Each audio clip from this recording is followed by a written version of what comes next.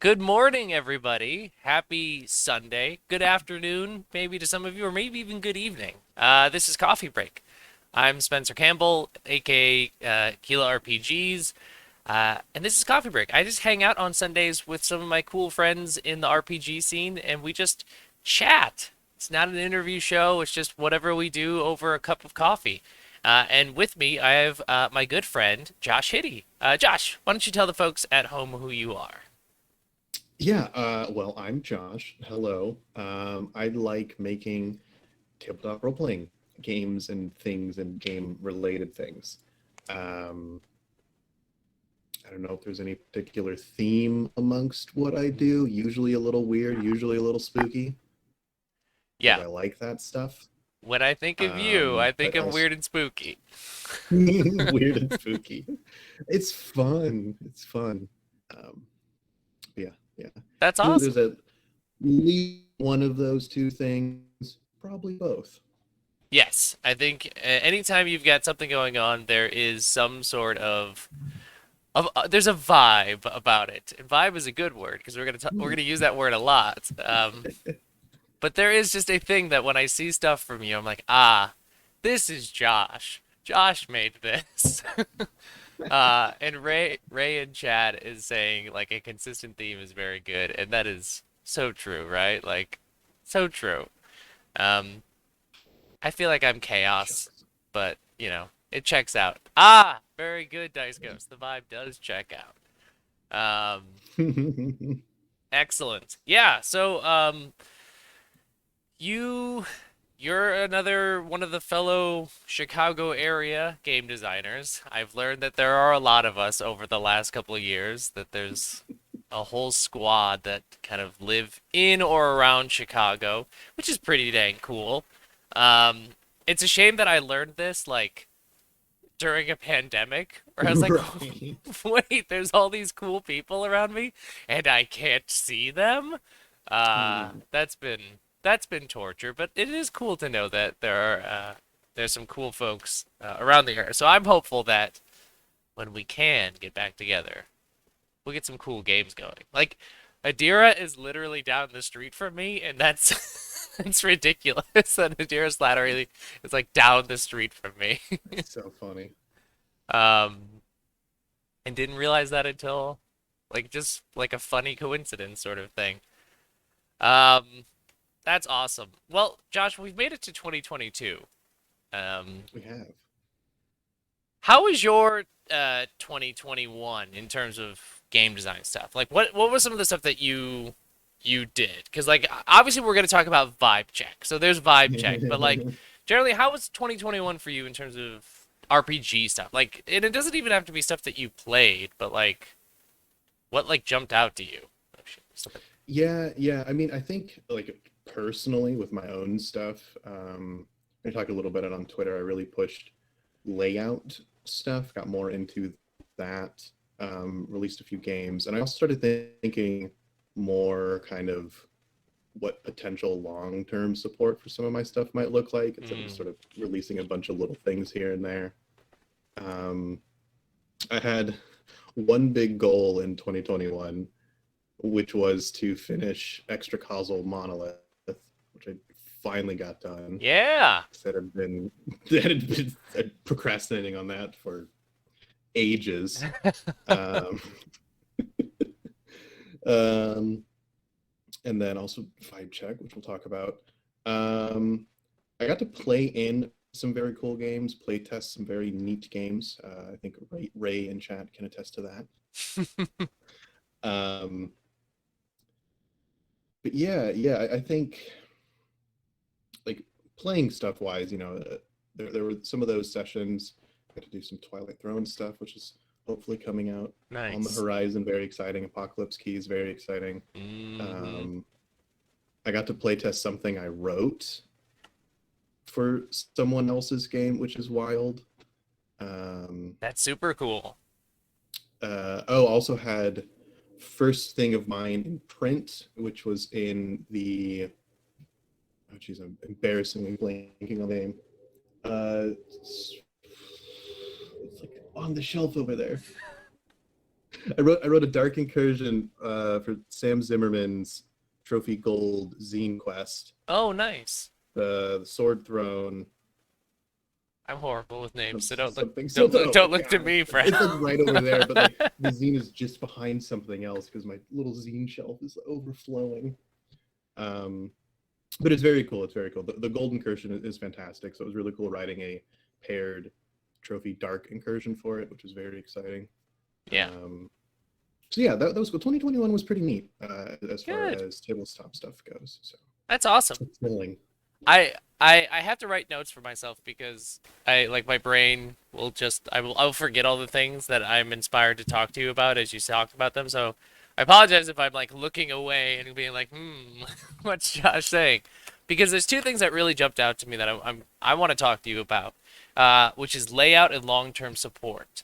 Um, so layout, you absolutely like with extra causal, like your layout game jumped in a huge way. And that's not to say like you were bad at layout before. I'm just saying like you clearly put in the time and effort to do that and to like to get better at it, which is so cool. Um like what was your process? Cuz I'm going through the same thing. I'm trying to figure out how to do layout and I have done very little to actually teach myself. I'm just pushing buttons on the screen hoping that it Right, works and right. it sometimes does, most of the time doesn't. Um, so do you have a tip for me on how I can, or like, what was the thing that was most helpful to you, I guess? Because I do like that's my big 2022 thing is like I want to try and do more stuff in-house. I want to learn, I want to like up my skills with those sorts of things, and layout is a big void for me. Hmm. Yeah, I mean, it kind of started with honestly just kind of messing around and doing a bunch of different mock-ups. And like this Mm, is over the course of did I release extra calls in 2019 or 2020? I think it was early 2020. Shortly after that, when I had some ideas of what I wanted to add on to it, started doing some just extra mock-ups and mm, like, oh, what if I did this? What if I did that? And then I have like 4 or 5 of just random mock-up files sitting in my folders. And it just sort of evolved from there. mm. And then once I finally had enough of the content kind of done, and at that point I had sort of a rough kind of theme, I guess, because I wanted to do that sort of kind of minimalist. Mm-hmm. I want to call it fully minimalist.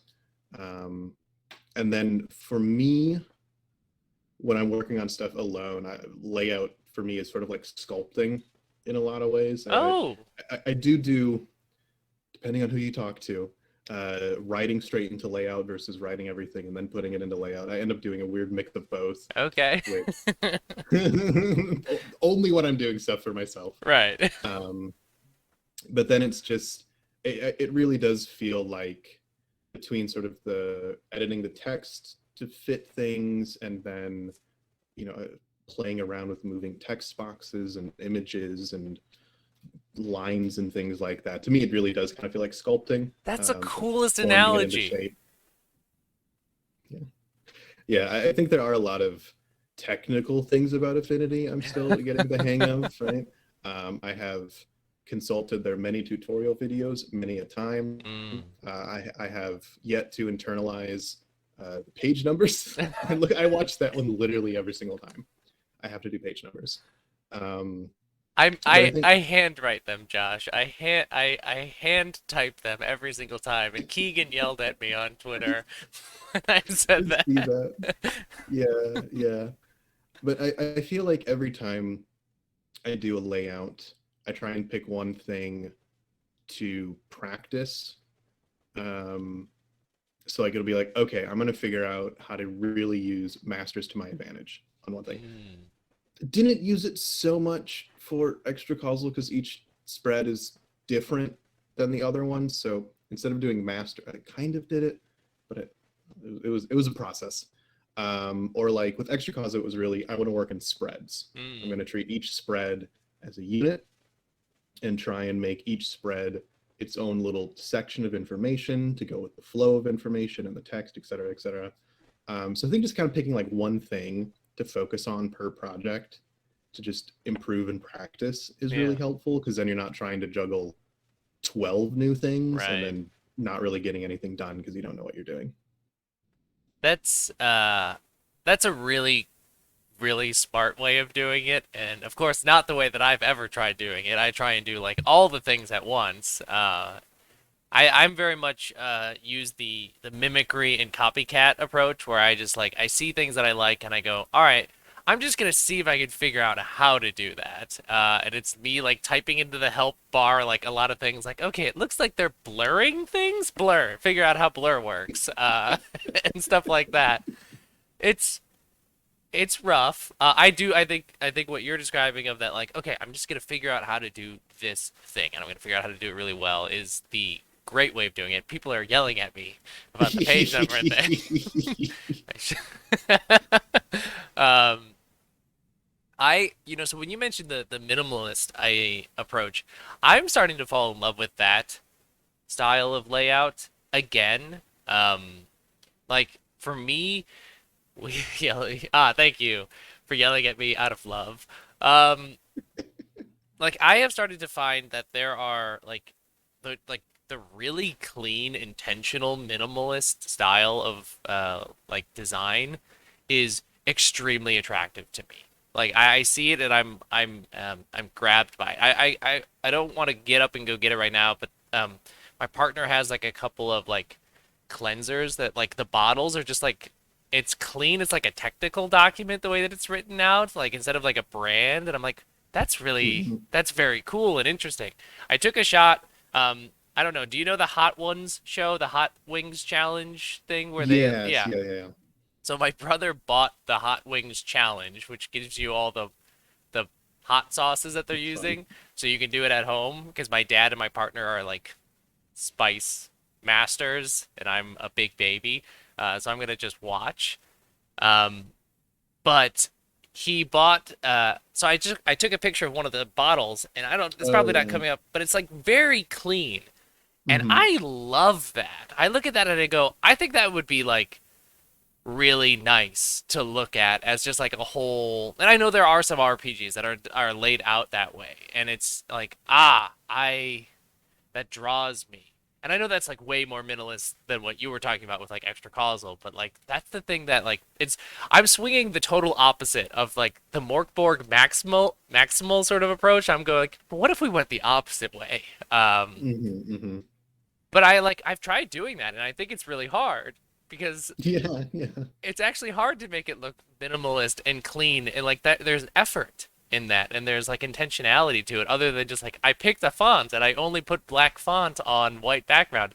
Doesn't look good necessarily. Yeah, no, it is really hard to do really well. I think that's one thing I want to experiment. Like I greatly enjoy the maximalist stuff, especially looking at it. It's very pretty. Yeah.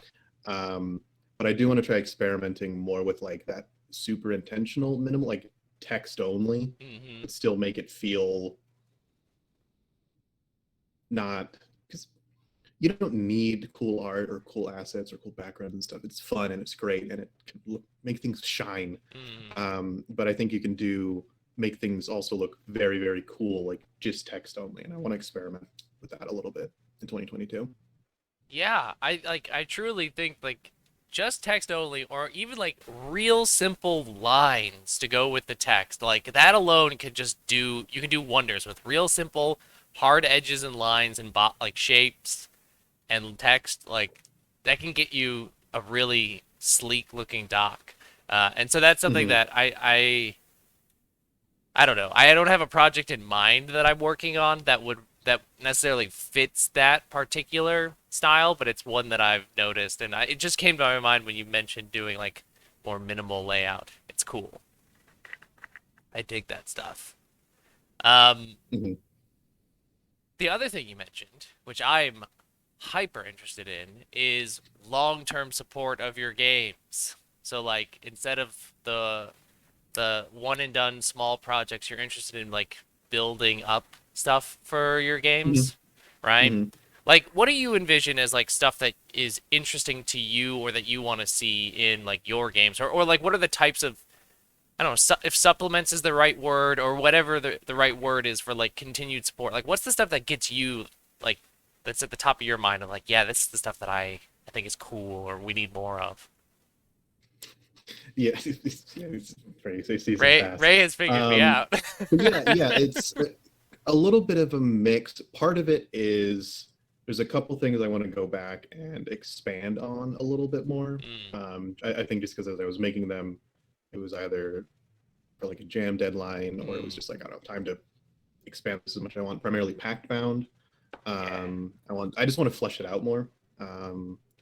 And then also with Teeth Like Stars, there's more sort of like player GM tools I want to play around with and add in there again just to expand it. Mm, But then that's less of long-term support and more of just there's I'm not quite done with those. But long-term support, say season passes, but yeah, stuff like that, particularly for vibe check. Um, I think that there's a lot of cool space to add things in, um, which the process for that was basically be looking at what did Spencer do and how can I steal it? Because Steel. yeah, I really liked how you did all those little rule modules for light Mm, that you can kind of pick and choose, slot in. And I have some ideas for doing that with Vibe Check. Probably next couple of months, mm, start getting that ball rolling. And then there is the all the unlocked bonus sort of stretch goal content that I need to finish writing up and release as well, which is sort of I think going to be a little preview of what season pass content could look mm. like in some ways, but it's just going to go in with the main download because it's funded. That's awesome. Uh, I'm so excited for more vibe check. In general, I'm so excited for vibe check. Um, which I promise we will talk about in just a second. But there was one other thing that you mentioned that I've been noticing the trend lately, which is like going back to some of your old games and updating them, like just adding a couple things, like and I think I saw a lot of that last year. I feel like there was like a cluster of time, sometime in the second half of last year, where people were just like, I'm going back and I'm kind of like remastering this game, Mhm. or it's not the second edition. That's the thing. Like a lot of people were going back and being like, this is not the second edition of this game. It's me going back and like tightening some things or adding a couple of things that were missing. And I think that's really cool to see, like that we have the ability to do that. Yeah, the refinement stage, exactly. Like there's this thing where we're like we put it out there and we let it just live out in the RPG space for X number of time, and then eventually we're like, yeah, but I really wish I had done this, right? I really wish, yeah, it's the patch, right? It's patching our games, which I think is like a super neat idea. Or game of the year editions, like Will is saying. Yeah, those are all like good analogies of like rather than the second edition, it's the ultimate version or the director's cut or whatever you want to Mhm. call Mhm. it, right? I think that's like a really neat thing that our medium can do in like a quick way. And for me, I find it especially interesting because exactly using that verbiage of patching, obviously I'm wildly inspired by video games, not only in like the themes of my games, but also like in how I think about designing and releasing games. And yeah, video games patch themselves on day one and fix themselves all the time. Like and like Right. live games like MMORPGs that just constantly like here's a new little thing, here's a new little thing. I think that's awesome. Um, and it's something that I want to try and incorporate into more of my games. Does that like do you see yourself doing that sort of approach of like bringing in like a not necessarily like a live RPG sort of thing, but like that sort of like constant patching version? Does that appeal to you, or are you more of like a I just want it done and then I'm like I want to move on to the next thing sort of thing? Yeah, and I think sometimes a bit of both. Like I have done that refinement or revision, like with so my game Reaching in the Dark, which was the first game I put on itch for like I think the first record collection jam, Hmm. and then within like 6 months after that, I did a revised edition, Right. which I think coincided with like when I actually set up like, yes, you can pay me money for my things on itch, um, which was, yeah, not really a second edition, but it was editing, adding explanation. It also was a bit of a director's commentary in a way. There were some Mm. parts where I just explained things, and then I think it was in October-ish, I went back to that. I didn't update the text of the game, but I completely redid the layout over one weekend because I was like, this is an advanced form of procrastination where I'm not working on other things I should be working on by just redoing the layout completely for no reason. Hmm. But it turned out very pretty and it was fun to do. So that one's had like two kind of revisions or Mm. refinements. Um, so yeah, and you know, I have plans with that, like for Packbound and a couple other things where it's just, oh, you know, I don't think I'm quite done with this. Right. But there are some, especially I think some like little smaller things where it's just like, yeah, okay, I think that's done. There's not really anything else I want to say with it. Right. My problem is that I make a game and then I make another game later down the track, and I have put some new tech in that other game, or I've learned something about myself as a designer in that newer game, and that isn't reflected in the older game, and I go, well, I have to go update the older game to like either put in this really cool tech that I found, I'm gonna just jam it in there, or it doesn't fit the like my philosophy or design ideals.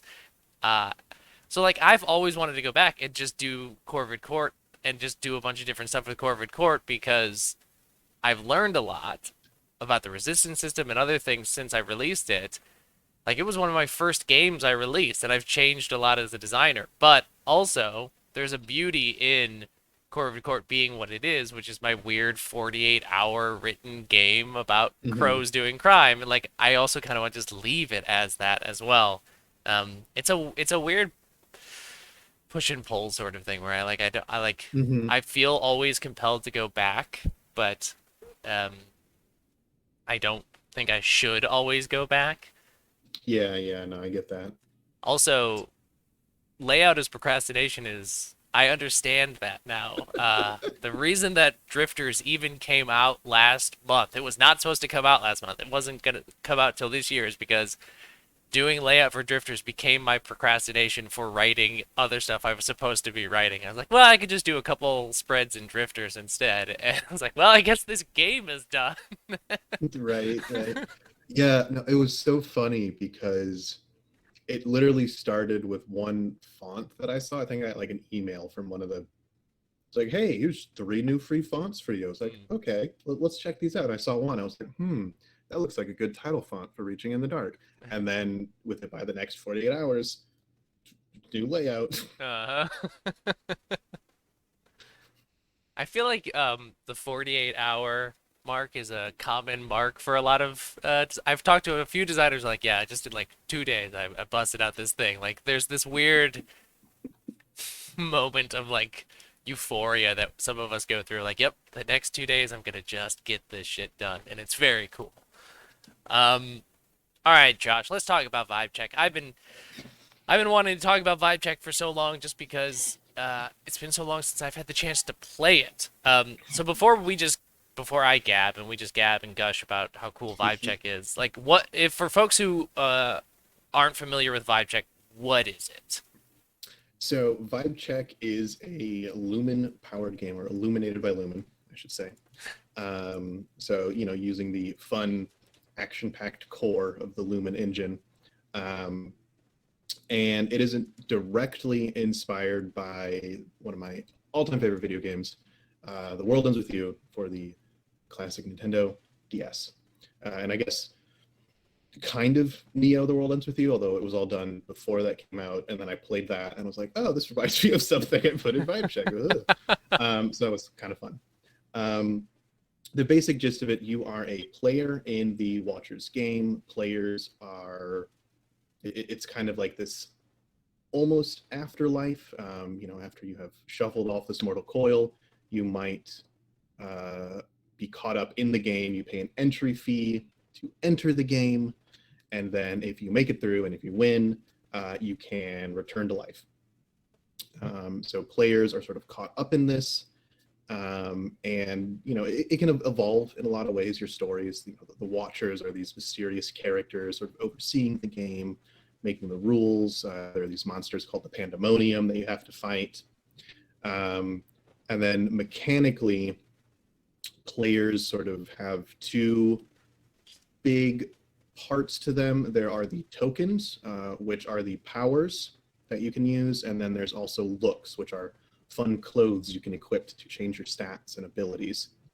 I don't remember the exact reason why I did tokens the way I did them, but part of it was I wanted to do sort of an a la carte power system, because looking at sort of like the Lumen Core and Nova and Light at the time, powers are attached to a class.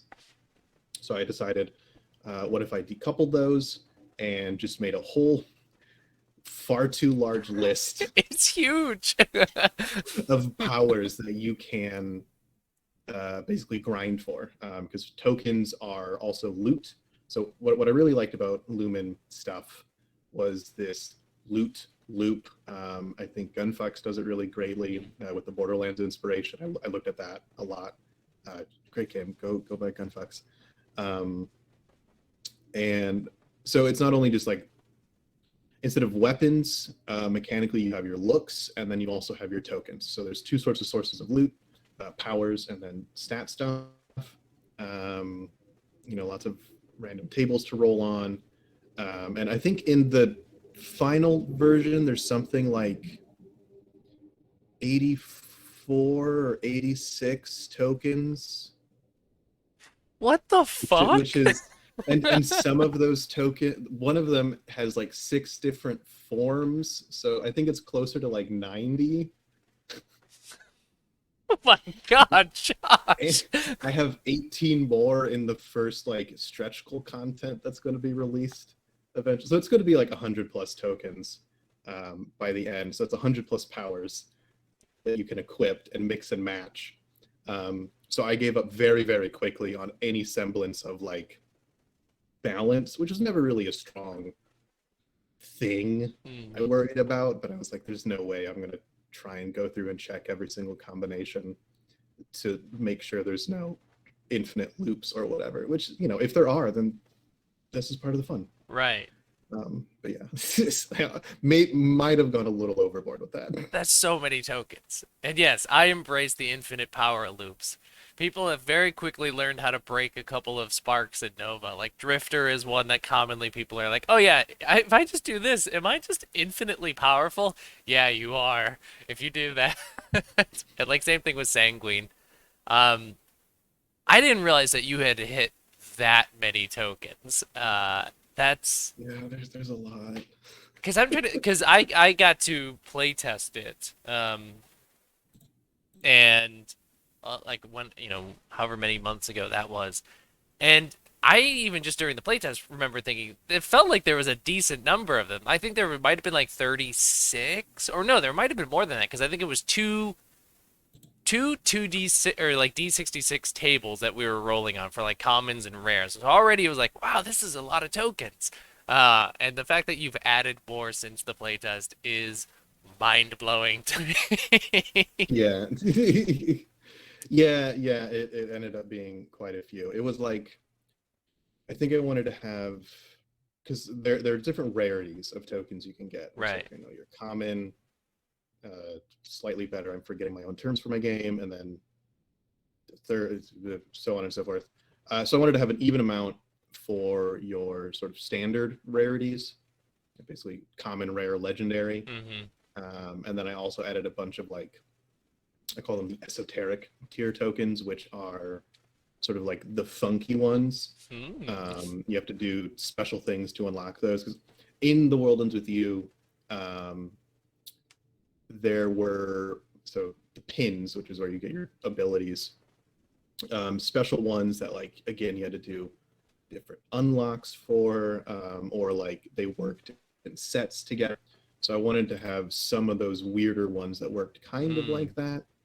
And then as I was writing up the Watchers for the enemy section and things you fight, because each Watcher is also a potential boss that you can unlock. They're like special unlockable bosses. You have to do narrative things Oh, to actually sick. even be able to fight them. And then I decided, well, what if each of those six bosses dropped their own unique token? So then that was six more tokens that I had to fight. Oh my God.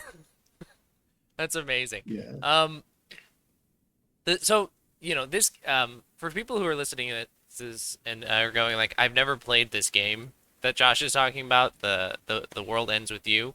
Um, don't let that be the barrier that stops you from checking out Vibe Check, because I had no idea what that game was when I play tested it, and it still had a wildly, wildly good time playing it.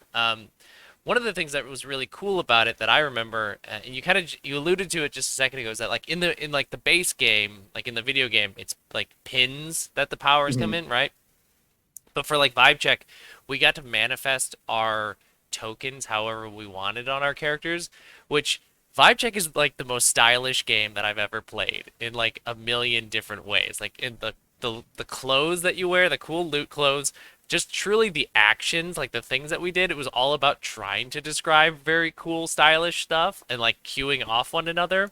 But even just like the small things of like, it could have just been pins, but instead it was, how do you want your tokens to manifest on your character? Like it could be patches on a like a leather jacket that show up. It could be yes, I am about to bring it up, Ray.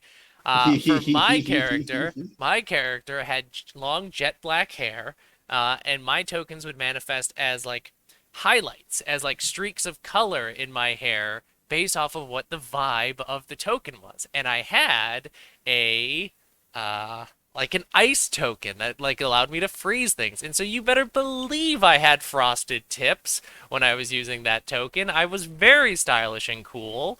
Uh, it like the game just like drips style, like in like the mechanics, but then obviously also in the cool art and layout that's been going on. Speaking of layout, Ray is in chat and did the layout for this game, and it looks It's so gorgeous. good. It's so good. Unbelievably good. Um, but like one thing I want to talk about before we talk about the layout is you had this thing about like queuing off one another, which I think is really cool. And I don't think I've seen that necessarily in other Lumen games. Could you talk a little bit more about that for people who don't know what this rule is that I'm talking about that I think Yeah, is so yeah, yeah. cool? So in general, in Lumen games, you have a resource that you spend to activate your powers. So in Vibe Check, that is called flow. And instead of each individual player having a set amount of resource or flow, there's just a big pool of it that is generated as you perform your actions. You go through your cool combat and you do your cool things. So basically, it's kind of the higher you roll on an action, the more flow you add to the pool. I put I put flow generation onto the action rolls, so that was kind of a reason to do action rolls in the middle of combat and also actually generate flow. Like, well, okay, if there's a big pool, how do they make it? Um, which I think created a neat level of freedom, because when you're fighting stuff, you can perform an action and then you can activate a power, or you can activate a power which will augment an action, or you can do an action, a power which will let somebody else for a cool action or power. There's a lot of things you can do with that. And then additionally, partly because generating flow is based on a roll, so RNG in there. Um, I added in this rule where if you sort of narratively combo with another player, you're going to add more flow to the pool. Even if it's a failure or whatever, you can at least get a little bit of flow added to that pool to sort of contribute to future actions, future powers. And what exactly narratively comboing with is intentionally left kind of up to the table. It's just, are you setting somebody up for an action? Are you bringing in a description they used into your action?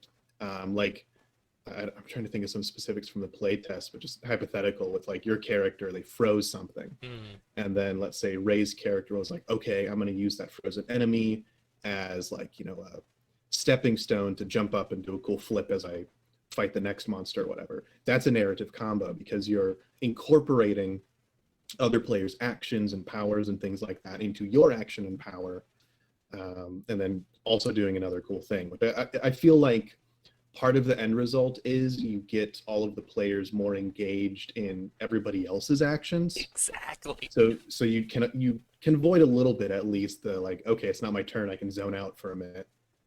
That sometimes, if combat rounds can go long in a game, sometimes that happens just because, you know. But yeah, that was sort of an unintended consequence, but I think it worked out really cool.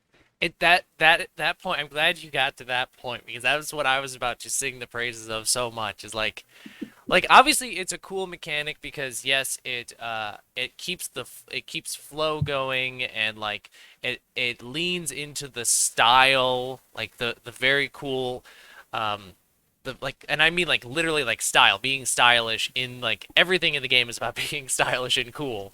So It's at one of the least three stats. yeah, exactly. Right? So like it leans into the theme of the game, but it 100% does exactly what you just said, which is like I was super genuinely interested in listening to what my fellow playtesters were doing because I was like, okay, how am like what can I'm looking for clues. I'm looking for little hooks for things that I can be like, "Oh, I could do something with this. I could I could play with this space that they've just created right here." And it made combat a um a collaborative thing, which normally combat should be collaborative if it's like us versus this. Like it should be like, okay, how are we gonna do this? But oftentimes combat for games can feel like it's my turn, here's what I do on my turn, sort of thing, and then like moving on to your turn. But this was like we're all in this together. We're building this. We're painting this beautiful fight. And what color? Here's the color I'm using. What color can you use to complement it? Um, God, I love it, Josh. I love it so much. Yeah, it was really fun running both the playtest sessions and then the session for plus one XP with Tony. Mm, Because even as like the GM, it was exciting to see what the players were going to do because it was cool. right. It was just a lot of cool things happening. I was like, oh, that's cool. That's really cool. It almost led to this point Um, where I was like, okay, how am I gonna top what Ray just said? Like we're in the middle of a playtest. I'm like, well, that was really cool. What could I possibly do that's gonna be even more over the top and cool and wild as a result? Which just, it creates this really engaging and fun combat. Um, God, it's so good. It's so good, and it looks so good. Um, I do want to talk about the art and layout. mhm. So you've got a few different folks who are involved for art and layout, right? Yes. Because you have a character artist, you have an artist for tokens, and then as we've mentioned multiple times, Ray here in chat for Mhm. layout. Yeah, there were two different token artists. Oh, there's two different token artists. Okay, Mhm, gotcha. mhm. That's Yeah. awesome. Um, I'm curious, because again, I haven't played the game, the original game. Like, what was your like? Did you seek out people who knew that game and could like replicate the style? Were you going for your own thing with it? What was your approach to it? Because as somebody who obviously does games that are inspired by video games, I'm always Yeah. wondering like, where's the line I should go should go for Hmm. this? Yeah. I mean, a lot of it, I think the artist I ended up working with was just sort of very, very good luck. So the first one I got in contact with was the first token artist. I think it was on the Gila RPG server. I was like, I should start thinking about artists. And then one person got me in touch with someone they knew who liked the game, Hmm. World Ends With You, And kind of in that discussion, it was like, yeah, it's inspired by, but it's not going to be a direct, Mm, you don't like copy of the style per se, right? right. Kind of put together a little inspiration board. And then he did the token art that there's like the plushy one, I think the pocket watch one. So, and with that, it was like, I was like, okay, the tokens can kind of be any objects you want. They don't necessarily have to be pins. Mm, Um, so that's why there was some of those mixed in there, which I thought was cool. yeah. Um, and then after that, I got in touch with my friend Merlin, um, who does work through. I think their software is Tiny Red Keys, to do some more token art because I was like, hey, I made more money on the itch funding. I can get more token art. And Merlin has a background in like graphic design and stuff like that. And it was cool working with two artists because I got two very different takes. Mm, Wolfie, the first one, he sort of made more, kind of a variety of objects with different designs. And those pieces of art aren't necessarily based on individual tokens in the game. It was just sort of like, hey, these are things that you could have as tokens, mm, right? And then with Merlin, just talking with them and going through the process ended up being a little different, where I sent them like, okay, make a design based off these individual tokens. So those are more inspired by it, and the general style's a little more uniform because they look like the enamel pins and right. things like that, which is really cool. I mean, I love all of them. It's such good art. It's fantastic. But it was really cool seeing kind of the two different styles emerge a little bit, but they don't feel out of place with Hmm. each other. Again, I think because tokens can be whatever you want. With the character art, um, again, it started as I was in a different server, and I was like, "Hey, does anybody know anybody who's open for basically character art? Because I want to do some character art for a The World Ends with You inspired game." And then again, I'm very lucky to be friends with very talented people who I can pay money to make cool things. Because my friend Nico was like, "Oh, hello." Um, I don't think she was even really open for commissions, but like wanted to do the project, work Mm, on the project. She also really likes the game, and that was just I kind of took the six archetypes because I wanted ideally if we got the funding art for each six archetypes, but I paid for one off the bat, and then we did hit funding for the rest of them, so they're all in there.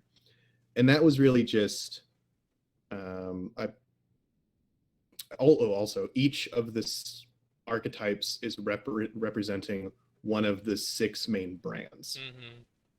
So I kind of gave her a rundown of the general vibes of the brands, like just a super rough character description, like comically, just like sure, like this, and Right. then everything else was all her, um, and it came out like literally in Discord. She'd be sending me like sketches and updates, be like, "Hey, is this good? Anything you need to change?" I'd just be like, "That's fantastic! That's literally It's so how good!" that's literally how it was like working with Eddie for Nova, where I was like, I don't know, it's kind of like a vampire robot, and he's like, is this right? I'm like, yeah, that's way better than anything I Right? imagined. Yeah, yeah. Um, but again, I think there was also a brief discussion of, hey, it's inspired by the world ends with you, but I don't necessarily want you to mimic the style. Mm, Partly because I feel like, I'm paying you as an artist. I want to see your mm, style, your take on things. Um, and, I think because people have seen the art and be like, oh, is that the world ends with you? And it's like, aha. mm, It's like, kind of yes. But right. if you put the characters like next to like official art, it's like, yeah, there's definitely influence there. But I think they really stand on their own, with their own style. Again, a lot of style in this game. The game is So so stylish. I it mean, looks so just good. look at the itch page alone, and you'll be like, oh, wow, holy shit, this game. Yeah, yeah.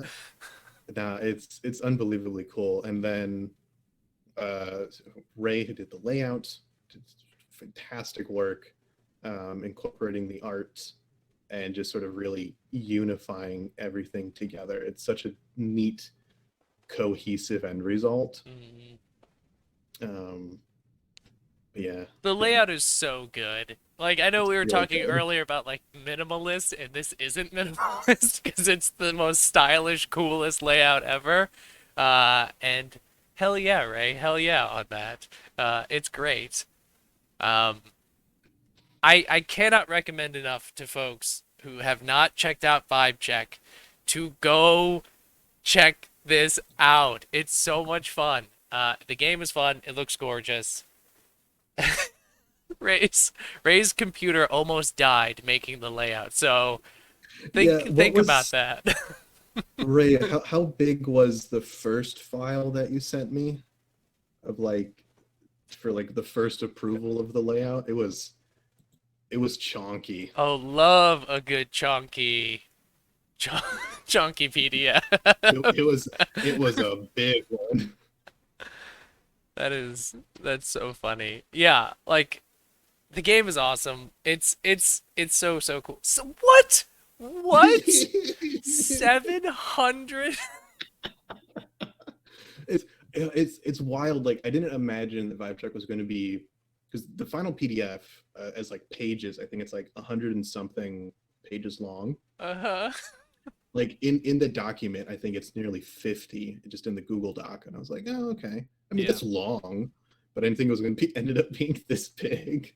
But no, it's so good. It's so good. I'm unbelievably just blown away with what the final product looks like. It's I think working with other artists is dangerously addicting Yeah. because you It's can just you basically it's like you pay some people and then they bring back treasures and it's like ooh I'm ooh I'm so that oh my God, that resonates with me so much of like I can make I can pay somebody and this magic happens, literal magic happens. It's the coolest thing in mm-hmm. the world. Uh, like when I was getting like when Nova was in production, like and Eddie sending me sketches, my mind is getting blown. And then on top of that, I had Jam working on layout, and Jam would occasionally send me just like little snippets, little spreads, and I'd be like, "What? The last one was cool, and Yeah. yet somehow you've outdone yourself on this one." Uh, I don't know, man. Like graphic designers and artists are wizards in the coolest possible way. Um, Yeah. I just I I write silly words and they make them look good.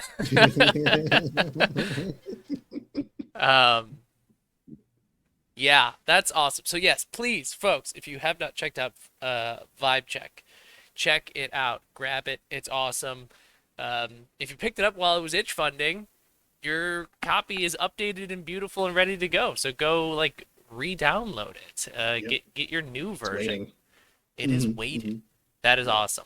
And congrats on the itch funding. It did really Yeah. well. That's awesome to Yeah. see. It was really cool. Um, to see all of that happen. And I mean, I don't know if it would have done quite as well if like both you and Ray hadn't been shouting about it constantly. Like two number one fans right here. I will always shout about Vibe Check if I have a chance for it. Yeah. Uh, hell yeah, it's awesome. All right, Josh, that was 2021. That's what you did in 2021. Hmm. What's 2022 looking like for you? Well, early 2022, it's going to be more vibe check because I still need to finish out the stretch goals. So there's going to be more tokens, I think 18 total, unless I add more to that. There's 3 new archetypes that you can play as, which are basically the classes of the game. I'm adding in 3 new brands, a whole bunch of new tags, and then I'm going to be experimenting with some sort of like GM player tools to like kind of help campaign style play. I don't know if it's going to be like adventure hooks Hmm. or like random tables of some kind, but something like that, just to help the table get going with sort of more long form stories if that's what they want out of the game. And then actually that because it's been a while I haven't looked at the latest thing in a little bit because like the whole premise of the game is that you can eventually escape the afterlife. Do you have that baked into the rules? Because it was, I mean, it certainly wasn't in the play testing, because that wasn't the Hmm. point. But like, is that baked into the rules, or is that something that you're gonna eventually like It incorporate? it is. I mean, it's not like I think it's written as if you survive a week Okay. and you beat the final boss, because there's some mechanics on like setting up the final loop boss, because 1 week is one loop of the game. Then it's kind of up to the GM, the players, the table. Can that player actually escape? Did they do Mm, enough to win the game? And if the answer to that is yes, okay, then you can roll up a new character. But also, um, in the World Ends with You, the characters go through more than one cycle for right. reasons. So it's also baked in there, like, hey, even if you win the game, you can choose to stay if you want for whatever reason. And it's sort of implied that, okay, how most people get into the game is they die and they end up here. But maybe there are other ways to enter Mm, the game, and maybe that happened to you. Maybe you have your own reasons for entering the game. So just because sort of the game cycle is in these like 1 week segments doesn't mean you only have to stick around for 1 week if you don't want to. right. But most of the sort of core book is dealing, with just like the combat, the tokens, the looks. There are some sections on like playing and running it, um, but part of with the stretch goal writing stuff, I want to give a little bit more support. If someone's looking for like a longer story to tell with that game, then Nice. I want to be able to support that. Cool. So you got more vibe check coming. Very Also cool. gonna start working on season pass, so I've got at least two ideas for some modules. Um, but yeah, so early 2022, I think going to be a lot more vibe check. Sick. Very cool. Is your season pass? I'm curious. Is it going to be like a themed thing? Like, is it uh, like it's all the modules are related to like around a certain thing, or is it just like here's the first season pass? It's just going to be some like cool stuff like tech that I've come up with. Yeah, I think it might end up being a little bit of the latter. So two ideas, fun preview of what might happen, Yes. exclusive to Coffee Break listeners. This is why it Um, pays to be here on Sunday mornings, folks. yeah, yeah. I want to do something with downtime, Okay. because right now downtime is sort of explore the inversion, explore your story. What does that mean? Oh, it's your job to figure it out. You're the players. You do that. And then also shopping, right? Mm, Which again, it's sort of you can spend as much time and effort into the shopping sort of narrative if you want, or you can just roll on some tables and say I spend some cash and I get some cool clothes. So again, kind of complementing that sort of more campaign style play, I want to have downtime, whether it's different downtime actions or just like extra rules for things that happen when you're not fighting. hmm I think that would look cool. I don't think it's going to be in Vibe Check, but in The World Ends With You, there's this whole sub mechanic of not only can you buy clothes, you can go buy food and you can eat at restaurants and stuff Oh, to improve your stats, but you have to like digest your food by fighting in order to get the stat bonuses, whoa. which is great in video game. I don't want to do that much work with numbers to try and like incorporate that. Right. But sort of an example of I think thematically appropriate like subsystem that Yeah. could make its way into downtime. Um, and then I want to also do something a bit more with the shops themselves. I think I'm going to do some sort of like either factional like reputation system. So like let's say in your game you create a store and you keep going back to it. Maybe you might build up rep with that Mm. shopkeeper or things like that, unlock extra stuff. Who knows? Still vaguely formed ideas, but I've got at least two of them, so it's better than nothing. Better than nothing. And I love, I'm, you know me, I'm a sucker for those sorts of like, here's modules, right? Like plug these in Yeah, if you yeah. want them. You don't, these aren't like required, gears that you can add to your machine. The complexity of your game, the number of gears you have in it is up to you. Hmm. That's awesome. Right, right. I dig Yeah, it. yeah. Yeah, modular is definitely the way I'm going to go with those. I think VibeCheck on its own stands perfectly fine Mm, with what is in the book right now.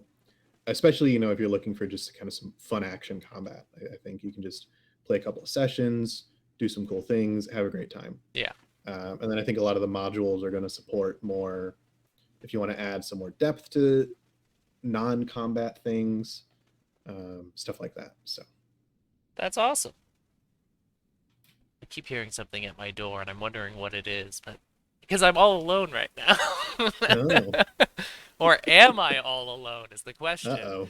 Um, awesome. So you got obviously vibe check going on in 2022. Mhm. Do you have any other things that you've been brewing on that you? If it comes out in 2022, it is probably going to be very late Mm, 2022 because I'm noodling at the very beginnings of a new system game thing. Basically, looking at because I've a lot of friends who end up playing like D&D, and I'm like, yep. Sigh. okay, but I find it's difficult, and I love indie tabletop role playing games Mhm. so much. And a lot of times, if someone's like, "Oh, I'm playing D&D because I want to do this thing," I can just go like, "Oh, try this game instead because it's that thing you want to do without twisting and tying a knot into something that doesn't really support that." Right. Um, but sometimes someone's like, "I want to go on a high fantasy pastiche adventure, Mm. and I want to level up. I want to bully some goblins. I want to fight a dragon. I want to punch a wizard." And outside of like other, not technically D&Ds, but still basically D&Ds, Mhm. it's much more difficult to recommend a game that does that. Mm. At least that I've found. If people have other, I mean, okay, Patchwork World, you can probably do a lot with that. Love Mm. Patchwork World. But it's not quite that flavor of sort of Yeah, I get the what you're saying. D&D fantasy, right? Yeah, their brand Right. that they've made themselves into. So it kind of started as an experiment of, okay, if I were to run something that could do that sort of, podcasty adventure, what would Mm. that look like? How would I incorporate stuff that I like as a GM, et cetera, et cetera? So it's like turning into a weird mix of like some Forged in the Dark stuff. There's probably some Lumen stuff going into it with how powers work. So who knows if it'll ever even see the light of day? Um, if it does, probably late Mm. 2022. I don't know. We'll see. But it's Um, percolating. It's bubbling it's in it's it's somewhere in your percolating. It's brain. percolating. Who knows? That's awesome. Yeah. Uh, the one other thing that I wanted to Hmm. talk to you about, just a little bit, just a hit, just a Hmm. tease here for folks, is that I have asked you to help work on and be a sort of a co-designer on Void, my next Mm. game, which is the spiritual successor to Light. So going back to that idea we talked about earlier of um, remasters or like director's cuts and everything like that, I had always planned on doing that with Light. And then I realized, well, hold on. Why don't I just why don't I use this opportunity to like update Light with Lumen tech? Because I wrote all of Light without Lumen existing yet. It was kind of Lumen without Lumen existing. So I was like, why don't I update Light with Lumen tech, but put it in a new setting so that if I do decide to try and like crowdfund it or something like that, I won't have the gamers smashing down my door. Maybe that's who's at my door right now, Josh, is the They gamers. know. They know Is they're coming. smashing down my door and being like, "Hey, stop this." Um, so that's where Void comes in, which is going to be inspired by things like Destiny, but it's going to be inspired by the things that I find the most interesting from Destiny, which is like the Hive. The Hive is the coolest thing in the world to me in Destiny. The weird, magic, occult, gross, strange stuff that's sci-fi. Like I always called Destiny like shiny sci-fi because it is. It's very like your guardians literally like have like shine points all over them when you're like looking at them. They're like these glamorous, like they're very like powerful and because they're in the light. Um, but I like the creepy, gross void stuff, and I like the hive, and so I want to do. stuff. I want to move the setting to that, and I want to kind of make it our own. And I, as we said at the very beginning of this whole talk, I was like, who do I know that does weird occult sci-fi? Josh does that. And I was like, I gotta get Josh in on this. We haven't figured out at all what this means yet. In fact, we're gonna talk tomorrow about it. But here's what I'm curious about. For folks at home or for me, uh, to do a little homework, what's like your go-to? Like, what are some of your like favorite like weird inspirations of like occult sci-fi, weird sci-fi, stuff like that? Because I've got like stuff that I like, and I just have stuff that just like vibes in my head that I like. But do you have particular touchstones that you go to as like, ah, this is the stuff that I really like? Yeah, yeah. I mean, I think of like sci-fi stuff. Dead Space, Mm, particularly one and two, Event Horizon, Alien, Aliens, sort of video games, movies. Also, so let's see, I've done a handful of dark, spooky science fiction things on my just Hissing Darkness, which was a Trophy Gold mm. incursion, Cathedral of the Stars for Light. Um, That's the thing. That was the thing that I was like, oh shit, Josh gets me. I read that and I was like, this strike that you made for light, I was like, Josh understands me. Josh understands the things that I love about Destiny, because it was it was like Bloodborne plus Destiny is how I was reading mhm. Cathedral and the Stars, and I was like, those are my two favorite things in the whole world. Can we make Bloodborne Destiny a whole thing? Yeah, And yeah, and yeah. Which you kind of did with that strike in some ways, and I was like, yes, Josh gets it. mhm. I'll get to that in a second, but I think last two pieces these are two different manga by Tsutomu Nihei, Blame, and then Biomega. Blame in particular is this weird. I don't think you can call it cyberpunk, Mm, but it does. The art does such cool things with scale and like mega structures, and I feel like just big weird structures in space is always cool and yeah. spooky and mysterious. So highly recommend reading those. There is a CG anime adaptation of Blame on Netflix, which is fine. But it's not nearly as good as the manga. I think that doesn't just like the black and white ink, and it's Mm, great. It's great. But so with Cathedral of the Stars, it was less of like, oh, what piece of science fiction media am I inspired by? And it literally was, how can I put Bloodborne in space? mm-hmm. I mean, that was literally the process. I think people were talking on the Kila RPG server about like light stuff, and it was during the light jam. Mm. And I was like, okay, I need to make a strike for this. And I don't remember if somebody else mentioned Bloodborne, or then I was like, oh, what if I just put Bloodborne in space? But that's what I did. It was sort of, what bits of Bloodborne do I think are cool and could potentially translate over into light? And then I was like, well, what's spookier than a big Gothic cathedral spaceship?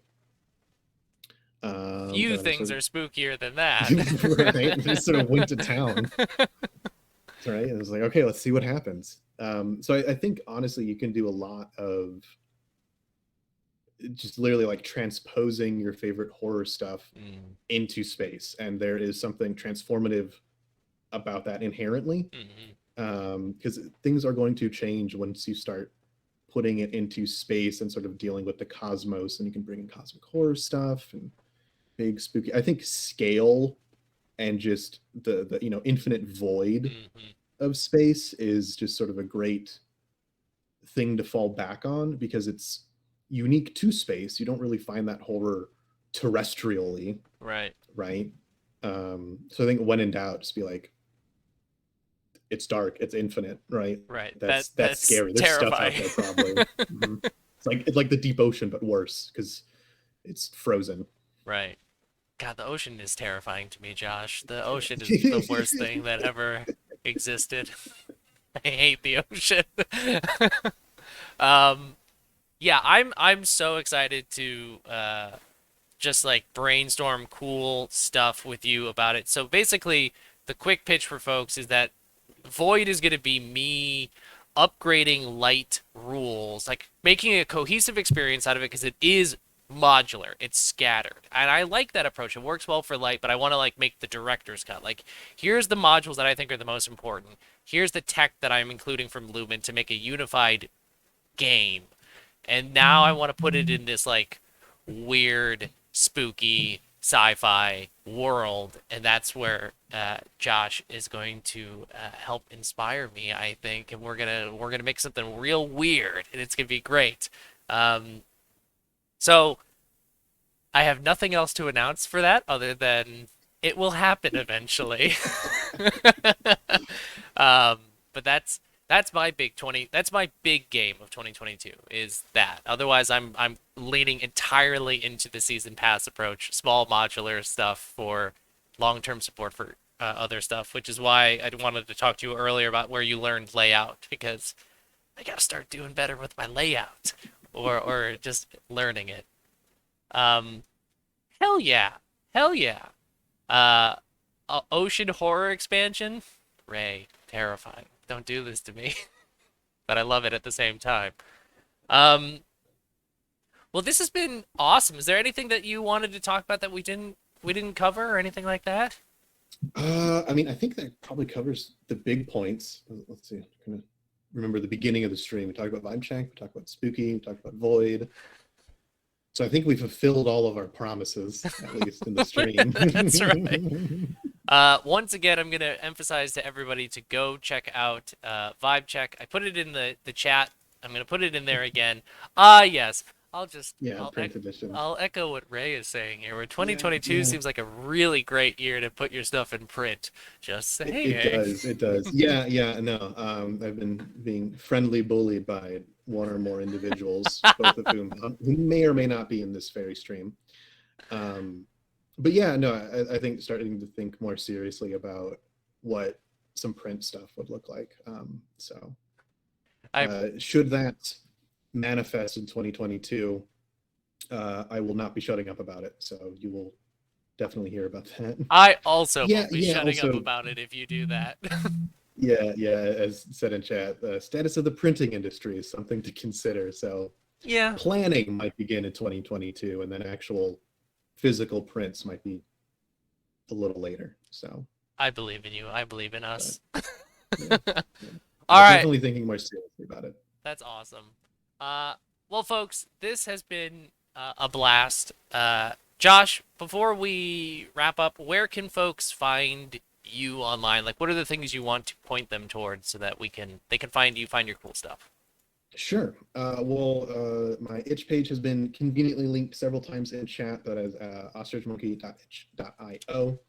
You can find all my cool games there, particularly Vibe Check, Extra Causal, anything that's interesting. Um, my Twitter is also at Ostrich Monkey. I'm nothing if not consistent about my nonsense branding. Um, so thank you for linking. That's really the two main places you can find me. Um, yeah, if you want to talk about games and things, just drop me a line. Heck yeah. Josh is a wonderful person to talk about games with. Josh is a wonderful designer. Check Oh, out thank his you. stuff. Thank you all so much for hanging out on this lovely Sunday morning, afternoon, evening, wherever it is you are. This has been a great coffee break. Next week, we have the wonderful Ray here. So Ray is in chat. Ray will be here on coffee break, taking Josh's place. It's gonna be great. I cannot wait. And I think I have most of January planned out. I have to figure that out, double check that. But I think I've got it mostly scheduled. Yeah, you will be Josh 2.0. Um, thank you as well, Will. Thanks everybody for hanging out. Yeah, yeah, We will it's been fun. we will catch you all next Sunday. Have yourselves a wonderful rest of the day, and I'll talk to you all later. Bye.